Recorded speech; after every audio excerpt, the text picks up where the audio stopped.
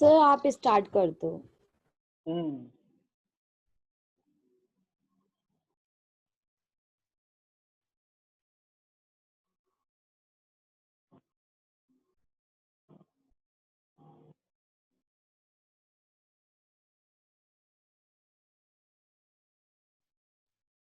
बता तो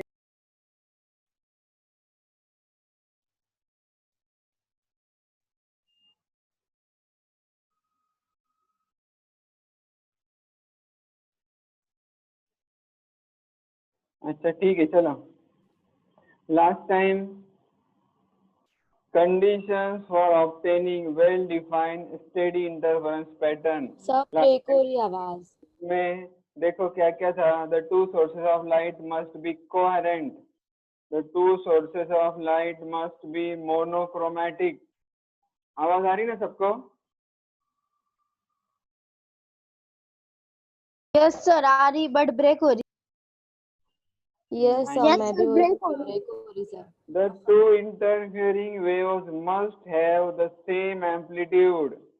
The separation between the slits must be small in comparison to the distance between plane containing the slit and the observing screen. The two slits should be narrow. The two waves should be in the same state of polarization. यहाँ तक देखे थे last time, ठीक है। Important condition थी the two sources of light must be coherent. अब ये जो कोहेरेंट सोर्सेस है वो कैसा ऑब्टेन करते हैं, कैसा मिलेंगे अपने को कोहेरेंट सोर्सेस? देखो methods for obtaining coherent sources. Coherent source जिसमें फेज डिफरेंस 0 है, वो सोर्स ऑब्टेन करने के 3 मेथड्स है। पहली मेथड ऑलरेडी स्टडी किए थे, एक्सपेरिमेंट का नाम था यंग डबल स्लिट एक्सपेरिमेंट। इसमें यंग डबल स्लिट एक्सपेरिमेंट में क्या किए थे? The two coherent sources are obtained by making the light from a single source pass through two narrow slits. Young double slit experiment में क्या किए थे? एक स्लिट थी ऐसी है ना, एक सर आपकी वॉइस स्लो है। एक कार्ड शीट में 2 स्लिट थे, उसके पीछे लाइट का सोर्स था ऐसा है ना, यह लाइट का सोर्स था। तो एक सोर्स में से 2 सोर्स मिल रहे S1 S2, इसको बोलते हैं derived sources. The two coherent sources are obtained by making the light from a single source pass through two narrow slits. ऐसा 2 स्लिट के ऊपर एक स्लिट से अपने को सोर्स मिल रहा था, ठीक है। अब देखो आगे दूसरी मेथड, लॉयड्स मिरर मेथड। ये मेथड कैसी है? इजी मेथड है लॉयड्स मिरर मेथड। देखो यहाँ पर एक मिरर है, ये जो दिख रहा है शेडेड पोर्शन एक मिरर है, और उसके सामने यहाँ पर एक लाइट का सोर्स रखा हुआ है, इसके बराबर सामने ये स्क्रीन रखी हुई। अब लाइट के सोर्स से ब्लू कलर में जो दिख रहा है वो लाइट डायरेक्ट स्क्रीन पर जा रही है। देखो ये ब्लू लाइट, ये ब्लू लाइट, ये ब्लू लाइट, ये ब्लू कलर का मतलब सोर्स से डायरेक्ट स्क्रीन पर जा रहा है, और जो रेड कलर में वो सोर्स से मिरर पर आ रहा, मिरर से रिफ्लेक्ट होके स्क्रीन पे जा रहा। दूसरी रेड कलर की लाइट सोर्स से mirror, mirror to screen, right, source to mirror, mirror to screen, ऐसा दिख रहा। तो ये जो रेड कलर के लाइट रेज है, इनको जब पीछे प्रोड्यूस करेंगे, ऐसा डॉट डॉट से जब पीछे प्रोड्यूस करेंगे तो ऐसा फील होगा कि यहाँ भी एक लाइट का सोर्स रखा हुआ है। This light is appears to come from this source. यहाँ एक्चुअल में सोर्स नहीं है, लेकिन ऐसा फील हो रहा है कि यहाँ पर भी एक सोर्स है, इसलिए इसको नाम दिया हुआ है वर्चुअल सोर्स और इमेजिनरी सोर्स। उसको दूसरा नाम है वर्चुअल और इमेजिनरी। देखो समझ में आया क्या? एक ऐसा मिरर है और इधर एक स्क्रीन रखा हुआ है सामने,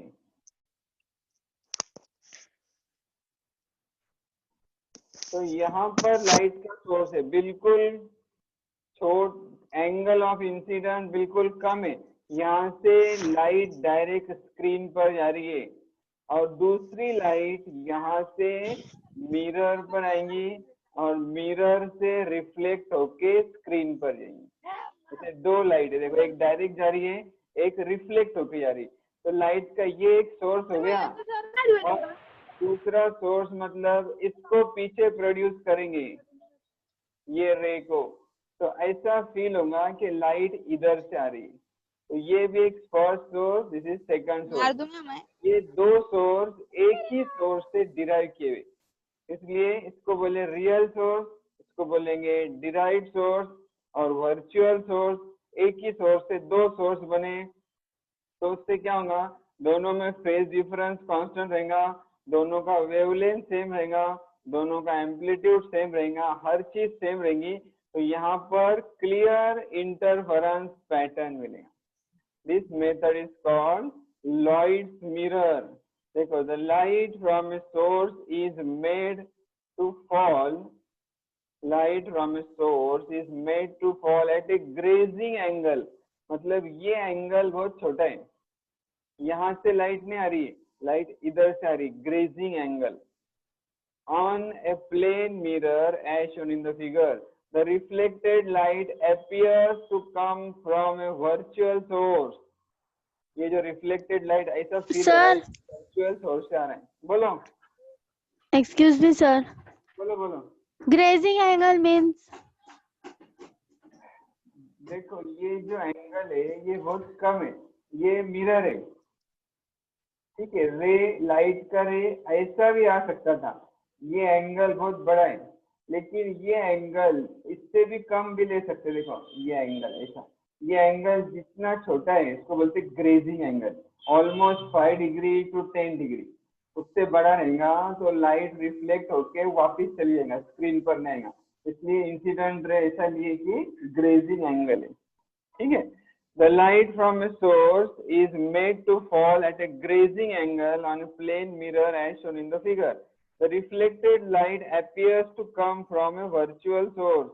So we get two coherent sources. दो source मिले, red, real और virtual. They interfere and the interference pattern is obtained as shown in the figure. ऐसा भी अपने को एक interference pattern मिलेगा। और एक तीसरी मेथड है कोहेरेंट सोर्स फाइंड करने की, वो किया, साइंटिस्ट का नाम था फ्रेस्नेल, उसने प्रिज्म यूज किया, उसको नाम दिए बाय प्रिज्म। बाय मतलब two, bi means two, mono means one, biprism use किया।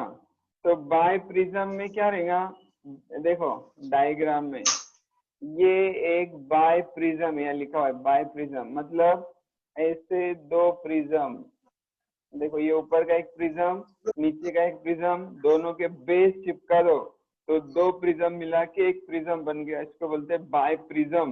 कैसा बना उसका, वर्टेक्स एंगल, मतलब ये एंगल, एंगल ऑफ प्रिज्म 11 में देखें आपने, इसको बोलते हैं वर्टेक्स एंगल।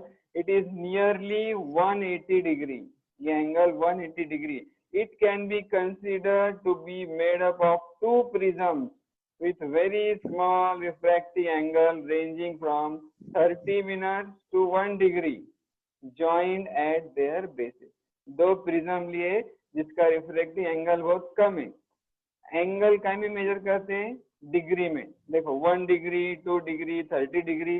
अब ये मिनट्स क्या लिखा हुआ है, 30 मिनट्स मतलब देखो ये जो 1 डिग्री है it is equal to 60 minute, याद रखो न्यूमेरिकल्स में भी आता, 1 degree is equal to 60 minute, मतलब आधा degree means 30 minute, half degree 0.5 degree 30 minute, तो एंगल 0.5 डिग्री। तो ऐसे दो प्रिज्म ज्वाइन कर देते, उसको बोलते बाय प्रिज्म। ऐसा फ्रेस्नेल नाम के साइंटिस्ट ने किया, दो प्रिज्म ज्वाइन कर दिया बाय प्रिज्म। अब ये प्रिज्म में से ये जो दिख रहा है पेंसिल के पास जो दिख रहा है इसको क्या बोलते हैं, this is called refracting edge. देखो refracting edge of the prism, prism जो रहता, समझो प्रिज्म ऐसा है, this is called base, this is called refracting angle and this is called refracting edge. तो बोलते रिफ्रैक्टिंग एज, ये सामने से देख रहे टॉप व्यू ऐसा है, ये रिफ्रैक्टिंग एज के बराबर सामने एक कार्ड शीट पेपर में एक छोटी सी स्लिट बनाओ, ऐसी पैरेलल, ऐसी वर्टिकल स्लिट बनाओ, ये भी ऊपर से देखेंगे तो ऐसी दिखेंगी, और ये स्लिट और रिफ्रैक्टिंग एज एक दूसरे को पैरेलल करने की, स्लिट और रिफ्रैक्टिंग एज एक दूसरे को पैरेलल जब होंगे तो स्लिट में से लाइट आ रही है, देखो ये रेज, स्लिट में से मोनोक्रोमेटिक सोर्स में से लाइट आ रही है, ये रेज ऐसे, ये रेज जब बाय प्रिज्म में से पास होंगे, सामने स्क्रीन रखी हुई है, बाय प्रिज्म में से पास हो रहे, देखो ये रे और ये 3 रे सब पास हो रहे, तो यहाँ से देखेंगे स्क्रीन के पास से, ध्यान से सुनो, स्क्रीन के पास से देखेंगे तो आपको ऐसा फील होगा कि लाइट 2 जगह से आ रही है, एक S1 दूसरा S2, एक्चुअल में S1 S2 नहीं है, लेकिन बाय प्रिज्म में से लाइट पास होने की वजह से ऐसा फील होगा कि the light rays are coming from 2 coherent sources S1 and S2. Actually at this point there is nothing, but you are feeling the light coming from these 2 sources, so these 2 sources are called virtual sources, means actual में नहीं है, imagine किया हुआ है, so they are called virtual sources. Now these sources, virtual sources, are derived from a single source, so same change will occur in both the source, amplitude will be same, wavelength will be same, phase will be same, and so on the screen you will get a clear steady interference pattern shown by this shaded portion. ये जो shaded portion दिख रहा है उसमें ऐसे alternate bright dark bands मिलेंगे आपको, तो बोलते हैं फ्रेस्नेल बाइप्रिज्म। और एक बात सुनो, in experimental arrangement the refracting edge of the biprism is kept parallel to the length of the slit. Monochromatic light from a source is made to pass through a narrow slit S and fall on the biprism as shown in the figure. यहाँ से light biprism पर fall हो रही। The two halves of the prism biprism form virtual images S1 and S2 को बोलते हैं virtual images, क्योंकि actual में कुछ नहीं है, S1 and S2. These are coherent sources having obtained from a single secondary source. एक सोर्स से 2 सोर्स मिल गए. The two waves coming from S1 and S2 interfere and form interference pattern as shown by the shaded region. Shaded region में अपने को interference pattern मिलेगा. ऐसा ये method है to obtain two coherent sources of light. ठीक है, यहाँ तक समझ में आया? अब देखो इस पर एक न्यूमेरिकल करते हैं।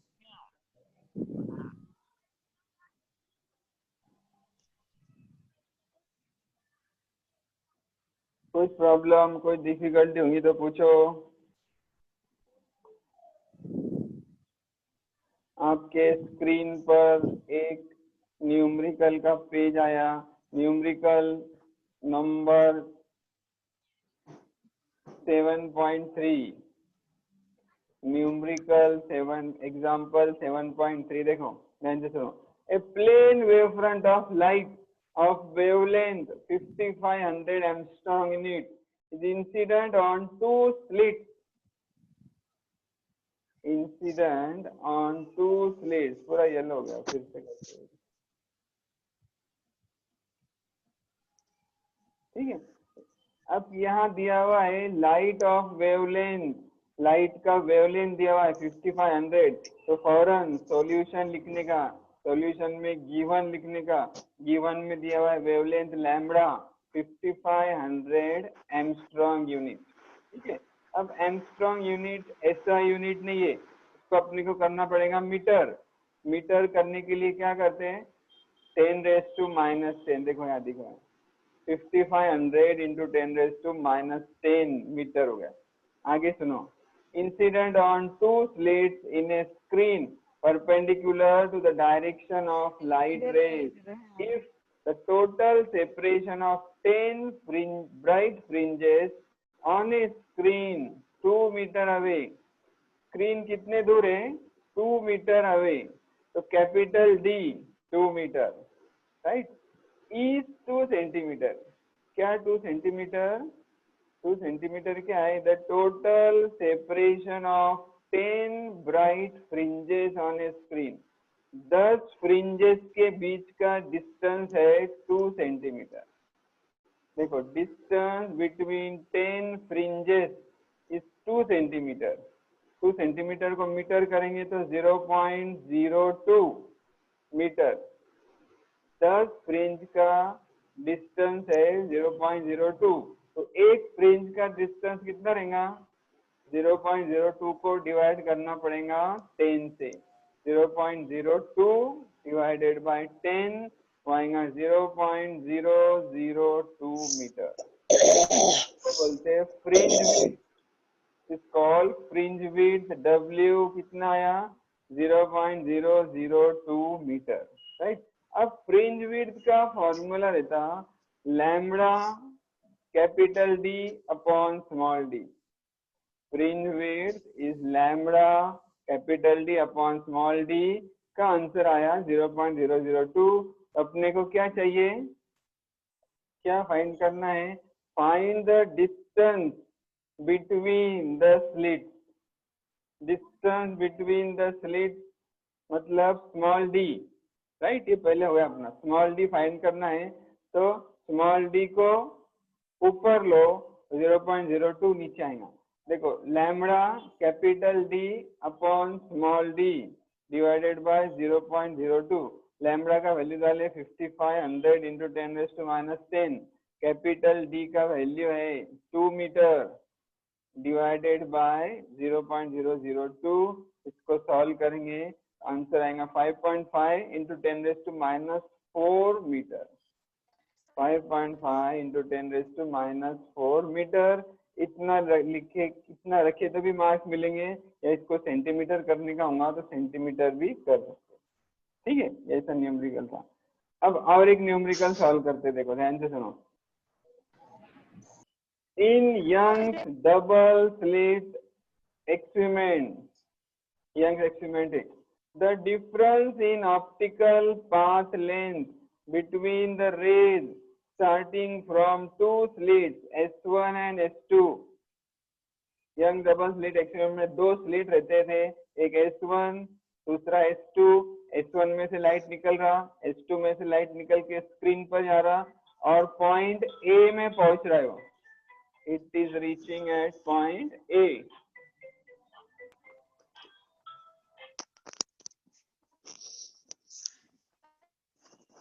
जब पॉइंट A पर पहुंच रहा है तो the path optical path length का डिफरेंस है 0.0075 मिलीमीटर।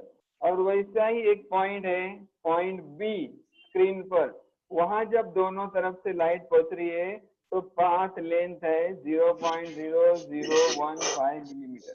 दो अलग अलग पाथ डिफरेंस दिए हुए, तो इसके लिए अपन ने क्या सपोज किए थे, delta L, path difference is delta L। If it is integral multiple you will get bright point. तो दो पाथ लेंथ, पॉइंट A पर इतना है, पॉइंट B पर इतना है, तो कैसे लिखेंगे, देखो यहाँ लिखा है, देखो delta LA path difference at reaching at point A।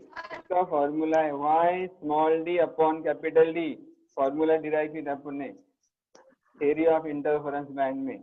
Delta LA is YA small d upon capital D। ये दिया हुआ है 0.0075 मिलीमीटर। और दूसरा डेल्टा LB ये दिया हुआ है 0.0015 मिलीमीटर। इसके लिए लेंगे YA small d upon capital D। Same formula दोनों के लिए यूज करना। तो दो चीजें दी हुई। अब क्या पूछा हुआ है देखो, how many bright and dark fringes are observed between A and B. दो पॉइंट है ए और बी, ए पर पाथ लेंथ ये, बी पर पाथ डिफरेंस ये, दो पॉइंट के बीच में कितने ब्राइट और डार्क फ्रिंजेस मिलेंगे। If the wavelength of light used is 6000 angstrom unit, lambda दिया है। तो ये फॉर्मूला देखो फिर से general, the path difference at point P on the screen at distance y from the center is given by delta L is y d upon d, ये derive किए थे। फिर small d and capital d, small d क्या है, distance between slit, capital d distance between slit and screen, distance between source and screen. तो दो फॉर्मूले लिखे गिवन के हिसाब से, ये एक लिखे, ये दूसरा लिखे। अब YA देखो, YA फाइंड करना है, ये कैपिटल D को इधर लो, स्मॉल d नीचे आ जाएगा, 0.075 capital D upon small d YA। वैसा ही YB के लिए कैपिटल D को ऊपर लो, इसमें स्मॉल d को नीचे लो, YB मिलेगा 0.015 capital D upon small d millimetre. अब यहाँ YA YB क्या है, YA and YB are the distances of the point A and B from the center of the screen. Hence the distance between point A and B is, दोनों के बीच का distance 0.075 plus 0.015 is 0.009 capital D upon small d, वैसा क्या। अब देखो, एक point है A, दूसरा पॉइंट है B, दोनों के बीच का डिस्टेंस है इतना, ये डिस्टेंस है।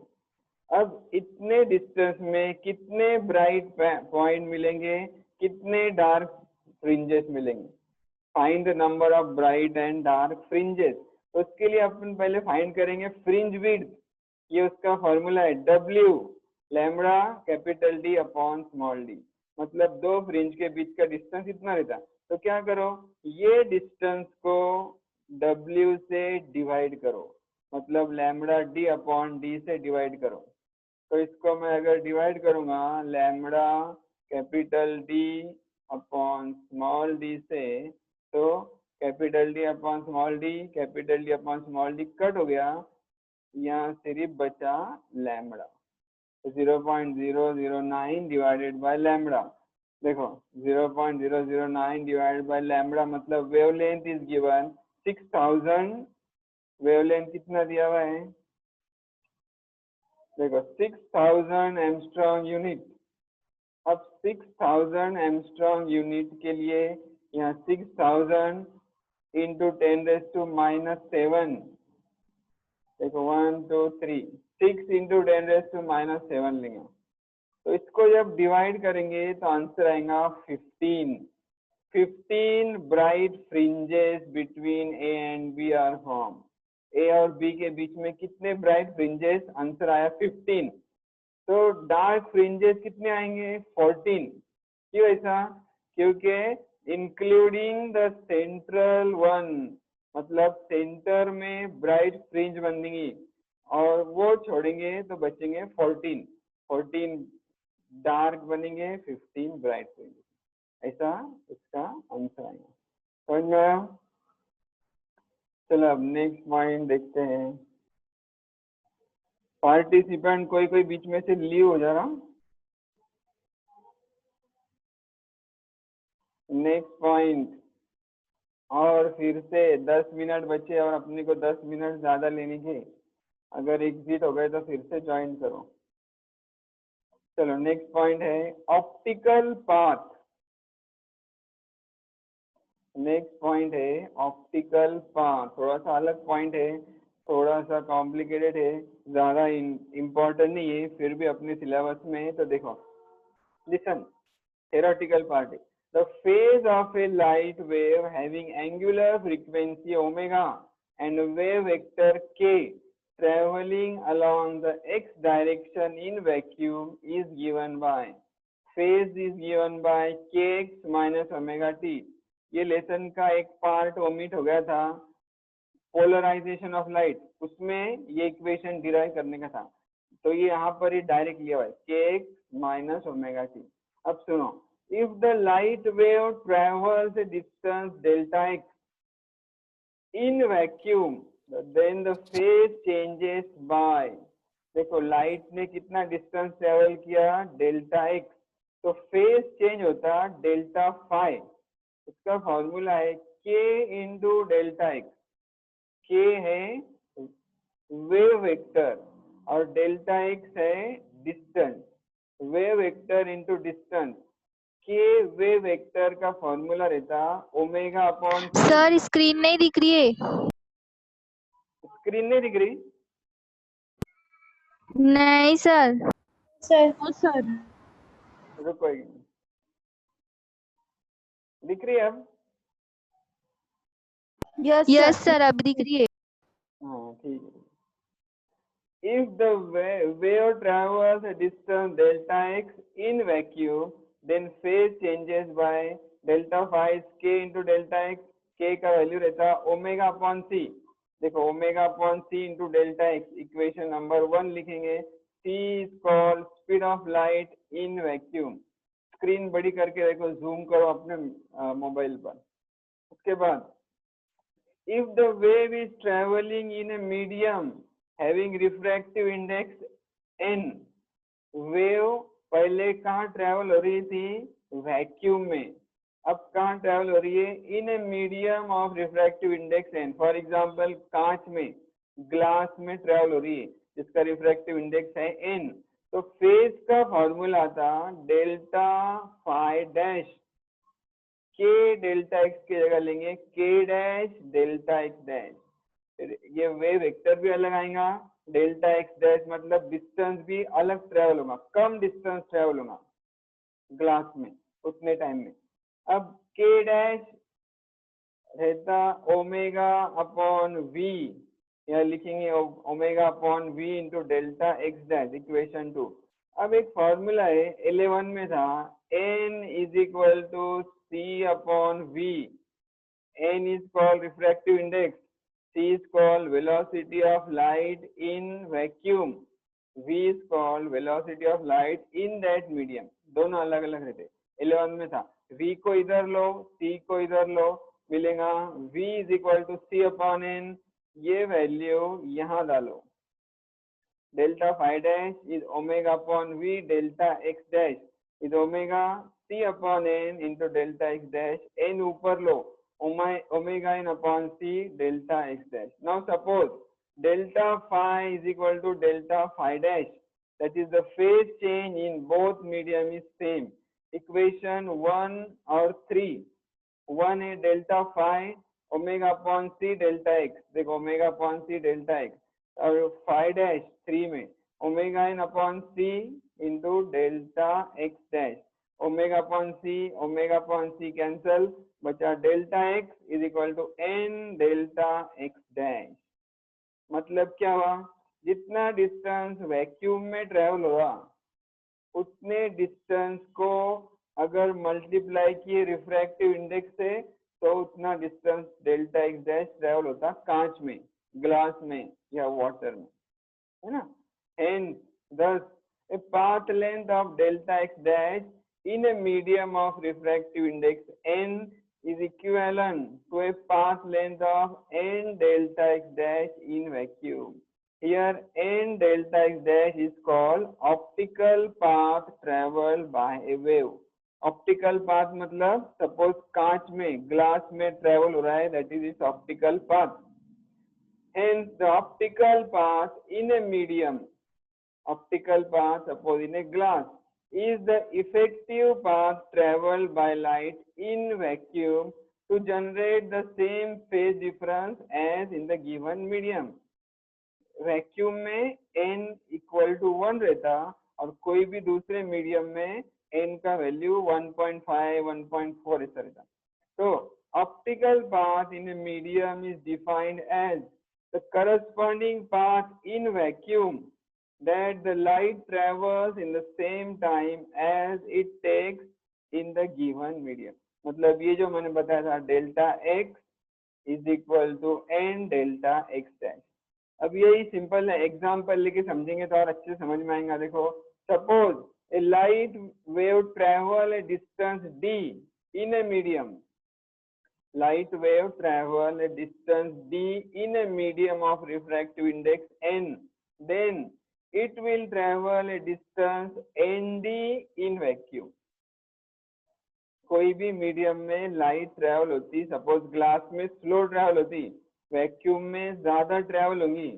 अगर ग्लास में d इतना ट्रेवल हो रही तो वैक्यूम में n into d इतना ट्रेवल होगी। The path difference of the wave in vacuum and when it is in the medium is, path difference का फॉर्मूला है nd minus d।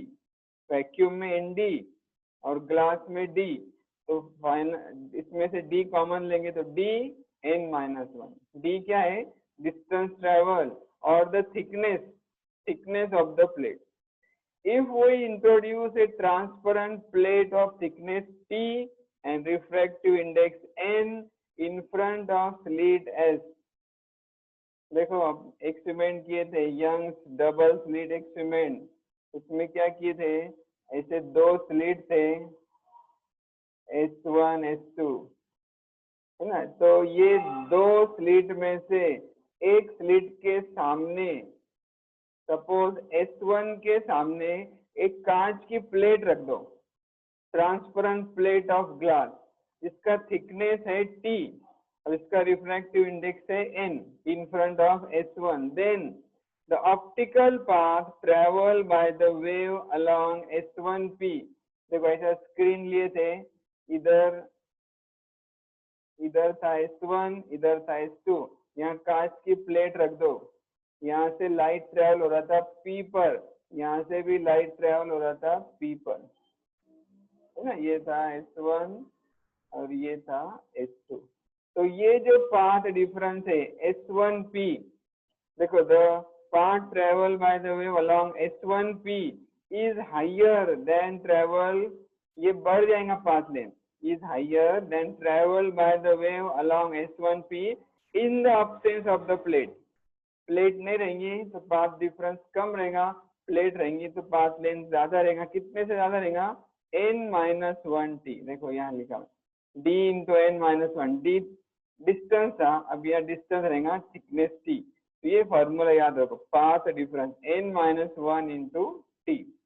Hence the optical path length of the waves reaching at point O dash, यहाँ पर एक point था O dash, यहाँ से जो light आ रही इधर, यहाँ से लाइट आ रही इधर, सेम था, लेकिन यहाँ प्लेट रख देंगे तो वो सेम नहीं रहेगा, इसलिए ये पॉइंट ब्राइट नहीं रहेगा। देखो अभी एग्जिट हो जाएंगे, ये थोड़ा सा पॉइंट बाकी है फिर से ज्वाइन करने का, ठीक है। 30 स्टूडेंट्स हैं। Hence the optical path length of the rays reaching the midpoint O dash will not be equal. So O dash is not a bright point. It will occur at different point on the screen. ये bright point ऊपर की तरफ shift हो जाएगा, इस जहां पर plate रखी हुई है वो सोर्स की तरफ वो शिफ्ट हो जाएगा। Hence whole interference pattern will shift in one direction. पूरा इंटरफेरेंस पैटर्न एक डायरेक्शन में शिफ्ट हो जाएगा, यहाँ कांच की प्लेट रखने की वजह से। किधर शिफ्ट होगा? ऊपर की तरफ। देखो तो इंटरफेरेंस